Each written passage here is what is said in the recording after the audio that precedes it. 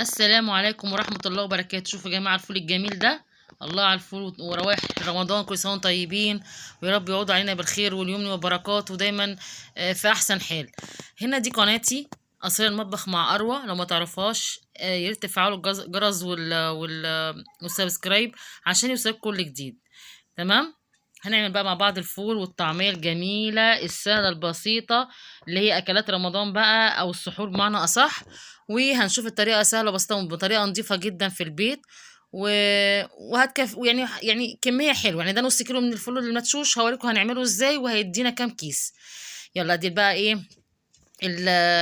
البتاع الدماسة بتاعتي، ومعايا الفول بتاعي ده. هنا نص كيلو من الفول انا حطيته في المية يوم بحاله. معايا حبه من الرز على العدس الاصفر. طبعا لو عندك عدس حطي، لو عندك بتدوت فول رز بس حطي. انا عندي متوفر عندي الاتنين، حطي الاتنين.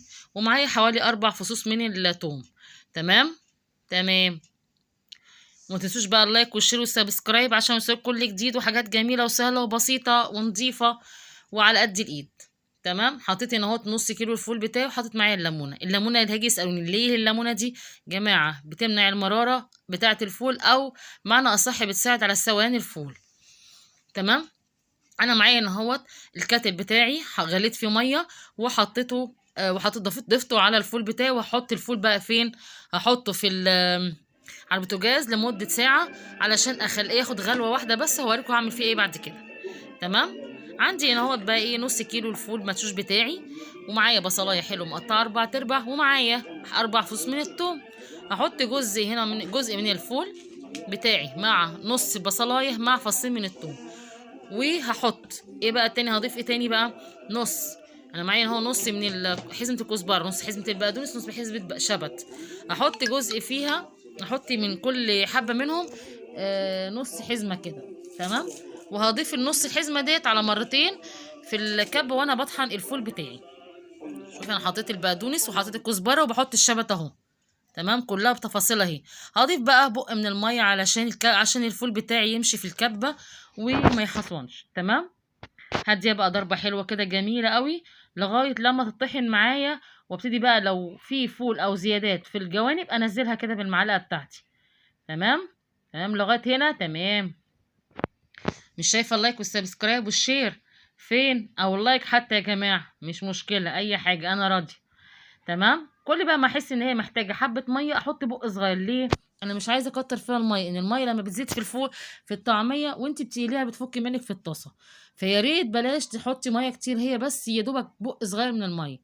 عندي هنا ده بصي بقى رايحين عندي الفول. شوفوا عمل ازاي بعد ما خد الغلوه بتاعته. حبيت اوريه لكم انا حطاه على البوتاجاز وبديله غلوه.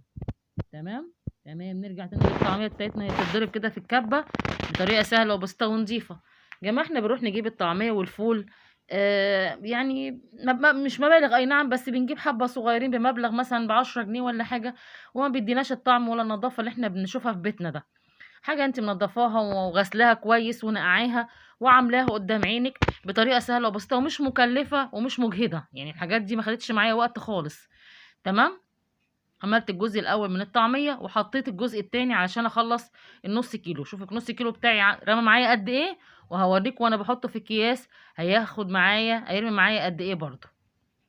تمام تمام. بصوا كل ما بحس ان هي محتاجه بحط بق او زي ما بيقولوا كده شيء ميه في الكبه بحيث ان هي تمشي معايا مش اكتر، علشان ما ازودش الميه وتفك مني للمره التانية بقول. تمام. طبعا الطعميه دي انا لا بحط فيها ملح ولا بحط فيها اي توابل، لان انا هشيلها في الفريزر وعشان ما تحمضش معايا، التوابل بتحمضها. تمام يا جماعه. تاخد بقى ضربه كده حلوه وافضيها وهوريكم هعمل فيها ايه بعد كده.